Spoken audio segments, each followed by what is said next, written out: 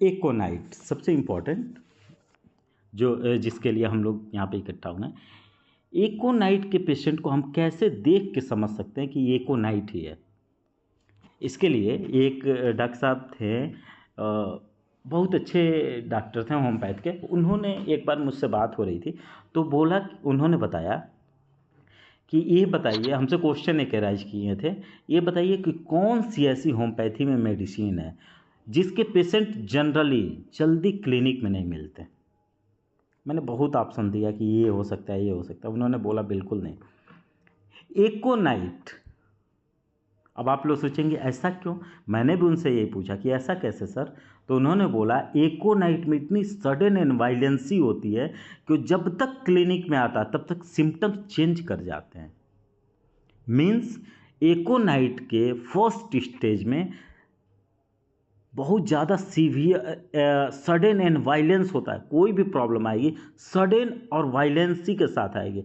जब तक वो क्लिनिक में आता है तब तक सिम्टम्स क्या होते हैं? चेंज हो जाते हैं। एक बात तो ये समझ में आ गई।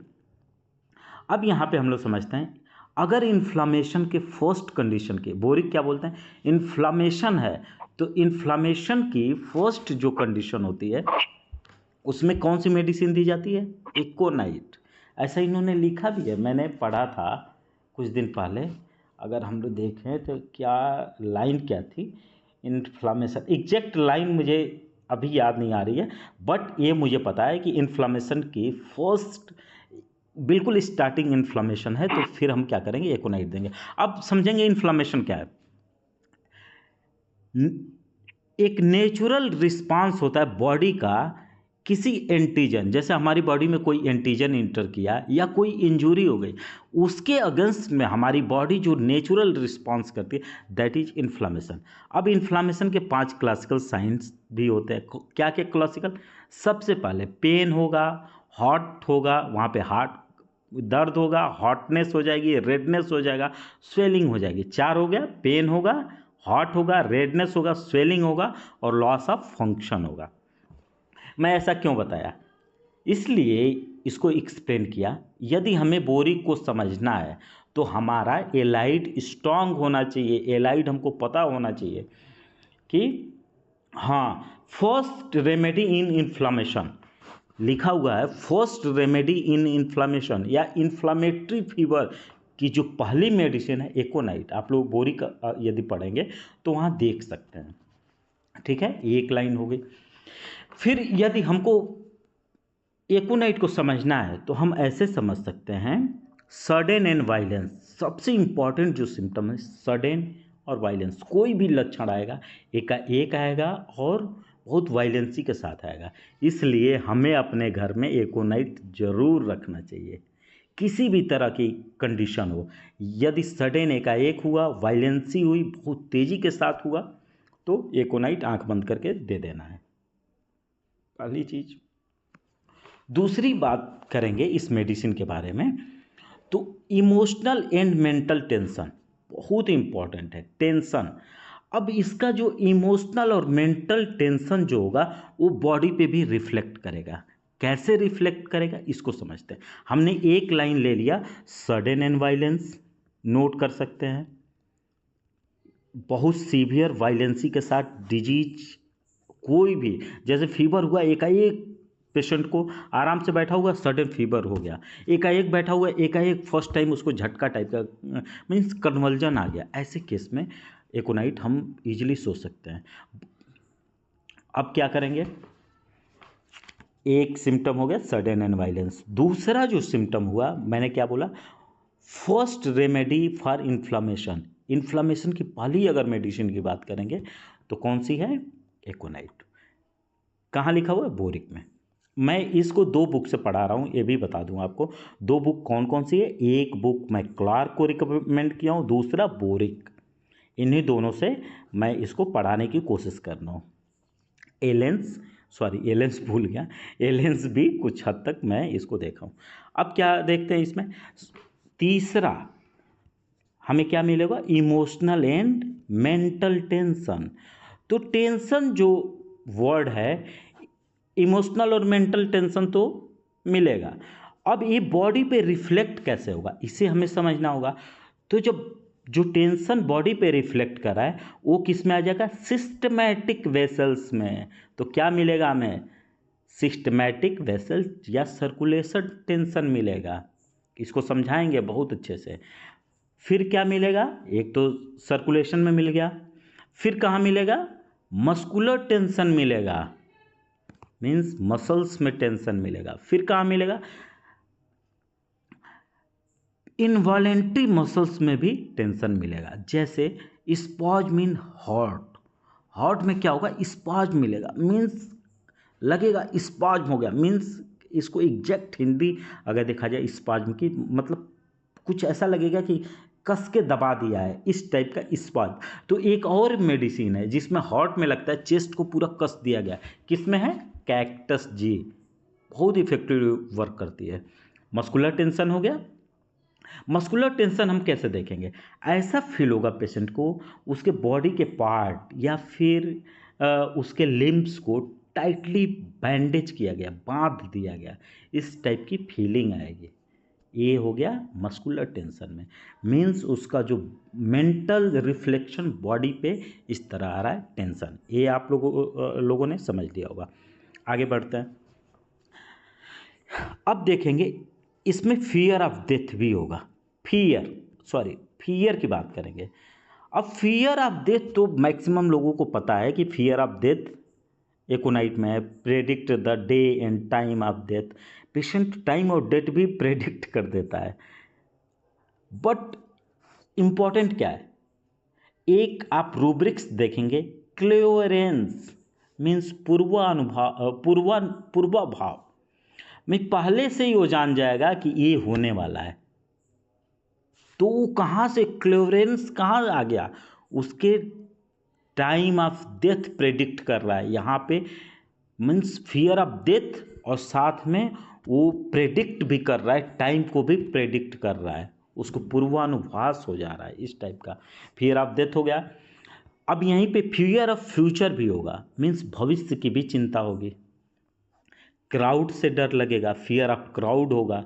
Fear of crossing the road, यहाँ तक पेशेंट में इतना फियर है कि 4-5 जगह इसको फियर ही फियर दिखाई देगा, जैसे fear of future, fear of death, fear of crowd, fear of crossing of road. इस वजह से पेशेंट क्या होगा, यदि इतना फियर रहेगा तो क्या होगा, अनहैप्पी हो जाएगा, खुशी नहीं रह सकता, वरी हो जाएगा, चिंतित रहने लगेगा। यहाँ तक हम लोग अभी मेंटल सिम्टम, अच्छा फिजिकल तो आसानी से पढ़ा जा सकता है, बट हम लोग अभी मेन जो फोकस किए हैं फिजिकल सिम्टम्स पे।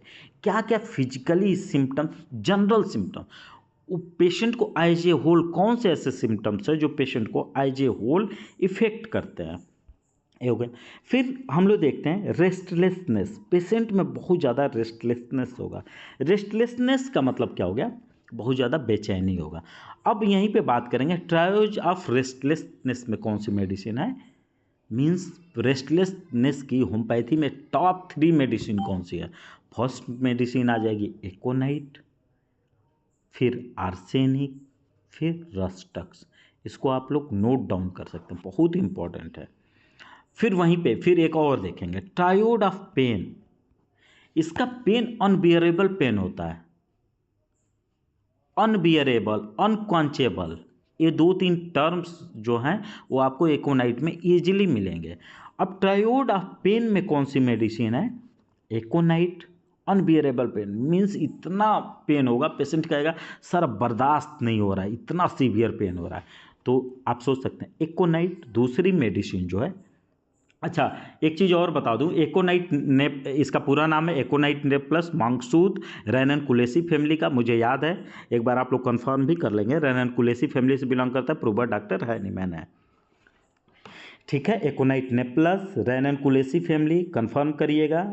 और फिर क्या होगा, रैनन-कुलेसी फैमिली और हैनीमैन, प्रूवर डॉक्टर हैनीमैन, मांगसूद कॉमन नेम। मुझे आज के डेट में भी मैक्सिमम मेडिसिन का कॉमन नेम याद है जो कॉमन मेडिसिन है। जैसे पूछेंगे पॉइजन नट, नक्सबोम क्या, फुल्स पैल्सी, एथुजा, ऐसे ऐसे करके मैक्सिमम मेडिसिन का मैं याद करके पहले का याद किया हूँ, अभी भी भूला नहीं हूँ, क्योंकि 1-2 बार मैं रिवीजन भी कर लेता हूँ, तो हमें रिवीजन भी करना है। अब हम टायर्ड ऑफ पेन की बात करेंगे तो एकोनाइट हो गया, दूसरी मेडिसिन जो हो गई पेन के लिए कैमोमिला, कैमोमिला भी पेन के लिए ट्रायोड ऑफ पेन में आती है। थर्ड मेडिसिन है कॉफिया। यहीं पे एक और हम इम्पॉर्टेंट सिम्टम्स लेंगे, म्यूजिक अनबियरेबल। पेशेंट जो होता है वो बोलेगा कि नहीं नहीं म्यूजिक नहीं बजने दो, म्यूजिक को क्लोज कर दो। क्यों? क्योंकि म्यूजिक उसे सैड कर देता है। म्यूजिक से पेशेंट म्यूजिक जब सुनता है तो दुखी हो जाता है। फिर एक और एक बहुत ही इफ़ेक्टिव मेडिसिन है, ये किस में दिया? क्लार्क में दिया है। क्लार्क जब कैरेक्टरिस्टिक पढ़ रहा था तो एक बहुत इंपॉर्टेंट सिम्टम्स मुझे लगा, तो मैं सोचा उसको नोट डाउन करके आप लोगों को एक्सप्लेन करूँगा। क्या? Facial paralysis. फेशियल पैरालिसिस में की एक और मेडिसिन है क्यूरार है। कई सारी मेडिसिन हैं बट ये फेशियल पैरालिसिस में भी बहुत इफेक्टिवली वर्क करती है due to cold dry wind की वजह से। कोल्ड ड्राई विंड की वजह से यदि पेशेंट को फेशियल पैरालिसिस होता है तो उसमें, और लेकिन हम एक टर्म को नहीं भूल सकते। क्या वो टर्म है? Sudden and violence. एकदम नोट डाउन कर लेना है। सडन एंड वायलेंस पेशेंट में पूरा एज ए होल दिखेगा। अगर कोई क्रोनिक केस है तो क्या एकोनाइट दे सकते हैं? मुझे लगता है जो मैंने अपने टीचर से समझा है या अपना जो एक्सपीरियंस है उसके हिसाब से मैंने आपको अभी एक चीज़ बताया कि एक मेरे सीनियर थे, बहुत अच्छे प्रैक्टिशनर थे, उन्होंने बोला था कि एक्यूट केस अगर पेशेंट जनरली एक मेडिसिन के नहीं मिलते हैं, कौन सी ऐसी होम्योपैथी में मेडिसिन है जिसके पेशेंट जनरली क्लिनिक में नहीं मिलते हैं? एकोनाइट। क्यों? क्योंकि बहुत ज़्यादा वायलेंसी होती है। मैं 2-3 बार रिपीट इसलिए कर रहा हूँ ताकि आप लोगों के दिमाग में सडन इस मेडिसिन का सडन एंड वायलेंसी एकदम बैठ जाए कि ये जो है, और अपने घर में एकोनाइट को रखना है अगल बगल। यहाँ तक कि अगर हमें ट्रेवल करना है और कोई ऐसा पेशेंट मिल जाए तो हम उसको एकोनाइट से ईजिली रिकवर कर सकते हैं। फिर क्या होगा? अनक्वेंचेबल थर्स्ट मीन्स पेशेंट जो होगा उसकी प्यास इतनी ज़्यादा रहेगी कि उसकी प्यास बुझेगी ही नहीं। ठीक है? मीन्स पानी पिएगा फिर बोलेगा पानी दो, फिर बोलेगा पानी दो, इस टाइप का पेशेंट होगा। अच्छा, इन्फ्लामेशन जो मैं बताया कि फर्स्ट रेमेडी फॉर इन्फ्लामेशन, वहीं पे अगर इन्फ्लामेटरी फीवर है वहाँ पे भी ये मेडिसिन बहुत ही इफेक्टिवली वर्क करती है। अब इन्फ्लामेशन को मैंने समझाया कि इन्फ्लामेशन क्या है, तो इन्फ्लामेटरी फीवर क्या होगा? इन्फ्लामेशन की वजह से यदि फीवर आ गया तो उसमें ये मेडिसिन बहुत ही इफेक्टिवली वर्क करती है। यहाँ तक हमको क्लियर हो गया। एक दो और बहुत ही इंपॉर्टेंट सिम्टम्स हैं। एक्टिव हेमरेज दिखेगा पेशेंट में। क्या होगा? एक होता है पैसिव हेमरेज और एक होता है एक्टिव हेमरेज। अगर हमें समझना होगा एक्टिव हेमरेज क्या होता है, इसीलिए मैं बार बार बोलता हूँ कि हमें क्या करना है, पैथोलॉजी फिजियोलॉजी और इसको अच्छे से समझना। एक्टिव हेमरेज में क्या होगा? ब्राइट रेड ब्लीडिंग होगी। पैसिव हेमरेज में क्या होगा? क्लॉटेड ब्लीडिंग ब्लड आएगा, that is passive haemorrhage. Active haemorrhage में ब्राइट रेड ब्लड होगा। एक बार आप लोग कंफर्म करके मुझे भी बता सकते हैं कि ऐसा नहीं है, तो फिर आप लोग हमको एक्सप्लेन करेंगे। फिर यहाँ तक मुझे लगता है कि मैंने मेंटल सिम्टम और इसको समझाने की अच्छे से कोशिश किया। Music unbearable make her sad में एक और मेडिसिन है अम्ब्राग्रेसिया। इसको इसलिए बताना मैं सोचा बताऊं कि इससे क्वेश्चन एराइज हो, शायद 1-2 बार एग्जाम में भी क्वेश्चन एराइज हुआ था। Music unbearable make her sad, तो एम्ब्राग्रेसिया और एकोनाइट 2 मेडिसिन में है।